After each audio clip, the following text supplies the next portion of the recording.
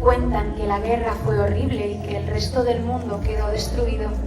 Nuestros fundadores levantaron esta ciudad para mantenernos a salvo y nos dividieron en 5 grupos o facciones para mantener la paz.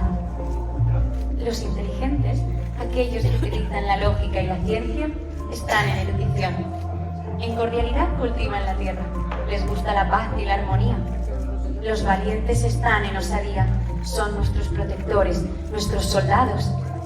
En verdad se encargan de la justicia y el orden. Y luego está abnegación, los altruistas, siempre ayudando a los demás.